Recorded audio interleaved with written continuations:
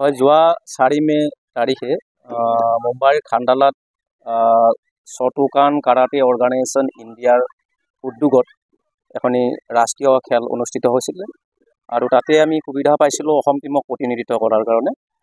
আৰু মোৰে গোটেই কেইগৰাকী ছাত্ৰ ছাত্ৰী ভাস্বতী মহন্ত, কপিল কলিতা, ছাফিল হুছেইন, ধ্ৰুৱজ্যোতি দাস আৰু হিমানজ্যোতি দাস।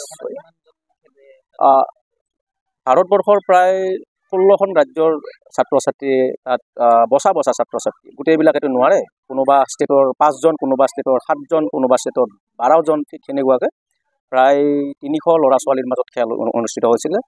আৰু তাতে আমি ছেকেণ্ড ৰানাৰ্ছ আপ হ'বলৈ আমি সক্ষম হৈছিলোঁ। ফাৰ্ষ্ট মানে পজিশ্যন পালে বম্বে, মহাৰাষ্ট্ৰই ফাৰ্ষ্ট পজিশ্যন পালে, ছেকেণ্ড পজিশ্যন আমি পাইছিলোঁ আৰু থাৰ্ড পজিশ্যন পাইছিলে উৰিষ্যাই। আমাৰ অসম টীমৰ হৈ 5জনে কৰিছিলে আৰু গোটেই কেইগৰাকী মোৰে ছাত্ৰ ছাত্ৰী আছিল।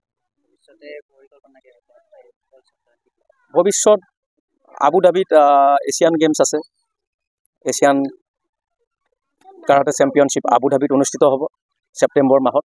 গতিকে সেইটো প্লেনিং কৰি আছোঁ। যদি ল'ৰা ছোৱালীক যদি প্ৰশিক্ষণ যদি আৰু অলপ উচ্চ মানদণ্ডৰ কৰিব পৰা যায়, তেতিয়াহ'লে মেবি মানে এছিয়ান গেমছত আমাৰ পাৰফৰ্মেঞ্চ এতিয়ালৈকে আমাৰ বিশেষকৈ আমাৰ কামৰূপ জিলাত আমি যোৱা বছৰো আমি ফাৰ্ষ্ট টীম হিচাপে আমি ফাৰ্ষ্ট হৈছোঁ যোৱা বছৰ আমাৰ ডিষ্ট্ৰিক্টত।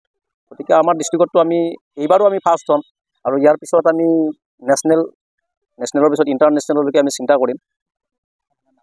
মই চেঞ্চে মণ্টু ওজা।